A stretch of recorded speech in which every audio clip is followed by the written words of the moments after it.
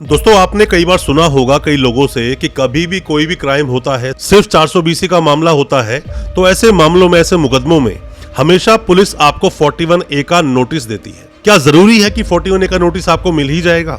क्या ऐसा भी होता है कि कई बार 41A के नोटिस के बिना भी पुलिस आपको अरेस्ट कर लेती है? हमारे पास तो अक्सर ऐसे कई सारे सवाल आते हैं, आप लोग सवाल पूछते हैं कि सर चीटिंग एंड फॉर्जरी के मामले में मेरा नाम आ गया और मेरा अभी तक 41A का नोटिस ना मुझे सर्व किया गया और ना मेरे पास आया है, तो क्या मुझे पुलिस पकड़ लेगी? और कई लोगों ने यह सवाल भी हमसे पूछा कि सर चीटिंग फॉर्जरी में मेरा नाम आया था, पुलिस ने मुझे डायरेक्ट तरीके से अरेस्ट कर लिया, मुझे कोई 41A का नोटिस नहीं दिया, किसी भी तरह का नोटिस मुझे नहीं दिया गया, सीधा अरेस्ट कर लिया। तो दोस्तों, क्या है ये मामला? ज्यादातर जो आप सवाल पूछते हैं कितने साल की सजा होती है, तो मैं आज अपनी वीडियो के माध्यम से आपको बताऊंगा कि अगर आप पर मान लीजिए मामला हुआ है, कोई भी मुकदमा हुआ है 420 IPC का और साथ में 66D लिखा है IT एक्ट का, या फिर मान लीजिए कोई FIR कुछ इस तरह से कटी है जिसमें कि 420, 467, 468, 471 और 120B लगा हुआ है, या फिर मान लीजिए सिर्फ 420, 467, 471, 120B लगा हुआ है,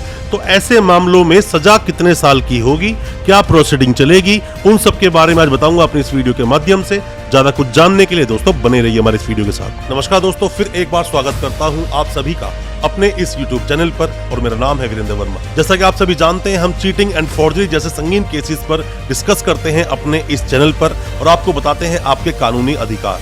अगर आपका भी नाम आया है किसी भी तरह के चीटिंग या फॉर्जरी जैसे संगीन केसेस में, तो हो सकता है कि ये वीडियो आपके बहुत काम का हो, इसलिए वीडियो को अंत तक पूरा देखें। दोस्तों, आप कोई भी नए वकील साहब है, कोई भी लॉ स्टूडेंट है, या फिर कोई भी आपका सगा संबंधी जानकार कोई भी ऐसे मामले में फंस गया है जो कि चीटिंग फॉर्जरी का केस है, जरूरी नहीं कि आपके साथ जो मामला हुआ वो रियल ही हो। कई बार झूठे में भी नाम आ जाता है, कई बार लोग आपको फंसाने की कोशिश भी करते हैं।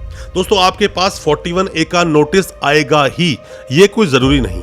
और अगर बिना 41A के नोटिस के आपको किसी ने अरेस्ट किया या आपके किसी जानकार को अरेस्ट कर लिया और जो ऑफेंस है आपके अगेंस्ट, जो FIR कटी है, वो सिर्फ 420 और 66D है, तो ऐसे में पुलिस आपको 41A का नोटिस देगी ही। और आपको अगर 41A का नोटिस नहीं दिया गया, सीधा अरेस्ट कर लिया, जेल भेज दिया गया, तो ऐसे में इलीगल अरेस्ट को आपको बोलना चाहिए कि इलीगल अरेस्ट मेरी हुई है। ऐसे में 100% आपकी बेल हो जाएगी। बस आपके वकील साहब आपका पक्ष तरीके से रखें। दोस्तों, वीडियो को पूरा समझने से पहले आप ये समझिए कि चीटिंग एंड फॉर्जरी जैसे मामले, चीटिंग और फॉर्जरी जैसे मामलों के अंदर जो बेल लेना है वो इतना भी आसान नहीं। अगर आपने कंपाउंड कर लिया तो एक बात अलग है। मान लीजिए कोई ऑफेंस बनता है 420, 467, 468, 471, 120B का, आप सोच रहे हैं कंपाउंड कर लेते हैं जी, हमारा जो पैसा था 20, 25, 30 लाख रुपए वापस कर देते हैं और हमारी तो बेल बाहर से बाहर हो जाएगी। तो आपने चीटिंग को तो कंपाउंड कर लिया, बट यहाँ पर जो 467, 468 है जो नॉन कंपाउंडेबल है, उसका क्या? उससे आप कैसे निकलोगे दोस्तों?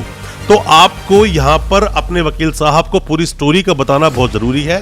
बेल इतनी आसानी से होगी नहीं, एंटीसिपेटरी वाले बहुत केस सामने देखने को मिलते हैं और जो जेल में फंस गए हैं उनकी बेल जल्दी से होती नहीं। तो आपको ऐसे मामलों को बहुत ही केयर से, बहुत तरीके से, सूझबूझ तरीके से केस को लड़ना होगा। अगर आप बेल लेना चाहते हैं, ऐसी गलती ना करें कि आपको 6 महीने, साल भर आपको जेल में रहना पड़े, उसके बाद जाके आपकी बेल हो। कई बार दोस्तों मामले बनाए जाते हैं, कई बार केसेस बनाए जाते हैं, मामला होता सिर्फ 420 का ही है वो, पर उसके अंदर 120B, 467, 468 लगा दिया जाता है, क्योंकि वो मामला फिर 7 साल की कैद का रहता नहीं है, मामला बढ़ जाता है।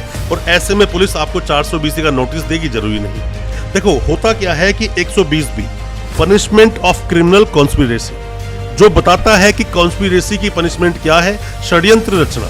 मान लीजिए 2 या 2 से ज्यादा लोग, या हो सकता है उसमें अकेला कोई व्यक्ति हो, षड्यंत्र जो रच रहा है, मतलब कि हम किस तरह से ठगी करेंगे, किस तरह से पेपर बनाएंगे, फर्जी पेपर बना देना, कोई भी वैल्यूएबल डॉक्यूमेंट के साथ छेड़छाड़ करना।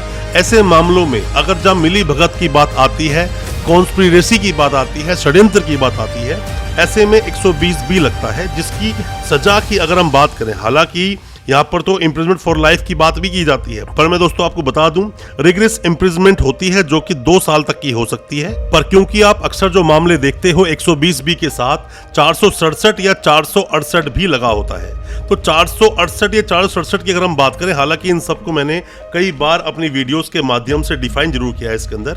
467 की दोस्तों अगर हम बात करते हैं तो इसके अंदर जो सजा की बात की जाती है, कई बार आप जैसे इसमें देखते हो 467 जो कि दोस्तों बोलता है forgery of valuable security, will या फिर एटसेट्रा, मतलब बाकी जो चीजें होती हैं, जो भी कोई वैल्यूएबल डॉक्यूमेंट के साथ छेड़छाड़ करेगा। हालांकि इम्प्रिजनमेंट फॉर लाइफ का भी प्रावधान है, 10 साल तक की सजा भी हो सकती है, फाइन भी लगाया जा सकता है। हालांकि 67 जो मामला है काफी सीरियस मामलों में आता है।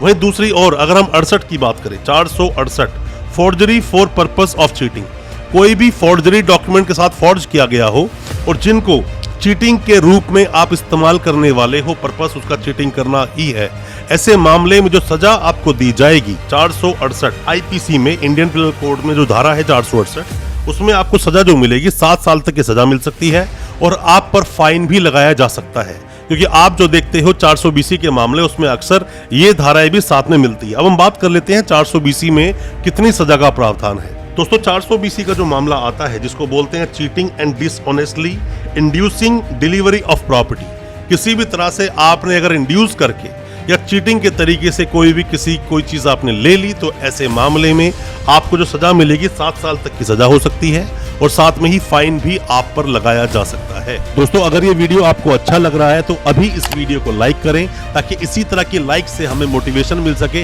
और प्रोत्साहन मिल सके इसी तरह की लीगल अवेयरनेस की वीडियोस आप तक पहुंचाने के लिए। और आप अगर पहली बार आए हैं हमारे इस चैनल पर, पहली बार देख रहे हैं हमारे इस वीडियो को, हमारे चैनल को अभी सब्सक्राइब करें, साथ में लगा बेल आइकन जरूर दबा दें, ताकि इसी तरह की लीगल अवेयरनेस की वीडियोस आप तक पहुंच सके सबसे पहले। अब हम बात करते हैं 471 की, क्योंकि अगर चीटिंग फॉर्जरी के आप मामले देखते हो, 2 तरह से अक्सर आप इन केसों को देखोगे, इनफैक्ट 3 तरह से आप ये केस देखोगे। कुछ केस में लगा होगा 420, 468, 471, 120 बी। कुछ मामलों में आप देखोगे 420, 467, 468, 471, 120 बी, यहाँ 5 धाराएं होती हैं। और कुछ केसेस में आप देखोगे सिर्फ 420 और 66 डी। और भी कई तरह के मामले ये बन सकते हैं, पर मैं आपको बता दूं 471 के बारे में। दोस्तों 471 क्या बोलता है? 471 बोलता है यूजिंग एज जेन्युइन, किसी भी चीज को जेन्युइन की तरह यूज करना, अ फॉर्ज्ड, जो कि फर्जी है, जो कि फॉर्ज डॉक्यूमेंट्स है या डॉक्यूमेंट्स और इलेक्ट्रॉनिक रिकॉर्ड भी हो सकते हैं वो। तो ऐसे मामलों के अंदर जो भी सजा आपको दी जाएगी फॉर्जरी में, तो ऐसे मामलों में सजा बिल्कुल सेम रहती है। तो मेन यही चीजें हैं कि अक्सर देखा जाता है 420 से इंसान निकल जाता है, 467, 68 में फंस जाता है, 471 होता है, 120 भी। और ऐसे मामलों को दोस्तों ऑर्गेनाइज्ड क्राइम कहा जाता है। ऑर्गेनाइज्ड क्राइम मतलब सोच समझकर कोई क्राइम करना। अब आपने ठगी कर दी, मान लीजिए किसी के साथ में, आपने फर्जी आधार कार्ड बनाया या फिर ऑनलाइन तरीके से फर्जी जीएसटी बिल आपने जनरेट कर दिए, या फिर और भी कई तरीके हो सकते हैं, आप जालसाजी कर रहे हो साथ में किसी के और प्लानिंग करके सब कुछ कर रहे हैं, तो ये सभी ऑर्गेनाइज्ड क्राइम में दोस्तों आते हैं। ऑर्गेनाइज्ड क्राइम में जल्दी से जो कोर्ट्स होते हैं वो बेल देना चाहते नहीं, इसीलिए आप देखते हो, मान लीजिए बैंक के साथ में आपने 60 लाख का फ्रॉड कर दिया या किसी भी व्यक्ति के साथ में आपने 40-45 लाख का फ्रॉड कर दिया। ऐसे मामलों में आप अक्सर देखोगे कि अगर कंप्लेनेंट का वकील भी सामने खड़ा है, तो या कंप्लेनेंट ही सामने खड़ा है, जल्दी से आपको बेल मिलेगी नहीं। Even high court, supreme court भी ये बात बोलते हैं कि अगर कोई भी मामला अगर फाइनेंशियल लॉसेस का आता है, फाइनेंशियल फ्रॉड का आता है, तो ऐसे मामलों की सेटलमेंट करने के बाद आप जाओगे तो इजीली बेल हो जाएगी। पर दोस्तों सेटलमेंट हालांकि सब लोग नहीं कर पाते हैं, कई सारे मामलों में लोगों का फर्जी तरीके से नाम आता है, फेक नाम आता है। तो ऐसे मामलों में आपके पास अपने बेगुनाही के एविडेंसेस का होना बहुत जरूरी है, या तो आपके वकील साहब आपके केस को बहुत अच्छे से रख पाए। चीटिंग और फोर्जरी जैसे केसेस के अंदर क्योंकि पैसा इन्वॉल्व होता है, इसीलिए मैं आपको बता दूं तो डॉक्यूमेंट्स जो हैं वो बहुत ज्यादा इंपॉर्टेंट रोल प्ले करते हैं। ओरल स्टोरीज पर आप केस जीत नहीं पाओगे, ओरल स्टोरीज पर आप बेल ले नहीं पाओगे। आपके पास एविडेंसेस होने चाहिए, या फिर आपके वकील साहब किस तरह से उस पर काम करते हैं, ये सब भी बहुत ज्यादा डिपेंड करता है। दोस्तों मैं उम्मीद करता हूं जो मैंने आपको चीटिंग, फॉर्जरी पर, या फिर मैं बात करूं ऑनलाइन फ्रॉड पर, जो मैंने आपको चीजें बताई, सजा के बारे में बताया, किसमें कितनी सजा होती है, आपको समझ आया होगा। कोई भी किसी भी तरह के सवाल है, डाउट से कुछ भी आप जानना चाहते हैं चीटिंग, फॉर्जरी जैसे मामलों के बारे में, आप कमेंट बॉक्स में अपने सवाल पूछें। नेक्स्ट वीडियो किस टॉपिक पर चाहते हैं ये भी बताएं। अच्छा लगे आज का वीडियो, हमारे वीडियो को ज्यादा से ज्यादा अपने दोस्तों, परिजन, परिवार में शेयर करें, ताकि वो भी अपने आप को कानूनी जानकार बना सके। दोस्तों चैनल को सब्सक्राइब करना बिल्कुल ना भूलें, साथ में लगा बेल आइकन जरूर दबा दें, ताकि इसी तरह की लीगल वीडियोस आप तक पहुंच सके सबसे पहले। बहुत बहुत शुक्रिया दोस्तों, धन्यवाद हमारे इस वीडियो के साथ बने रहने के लिए।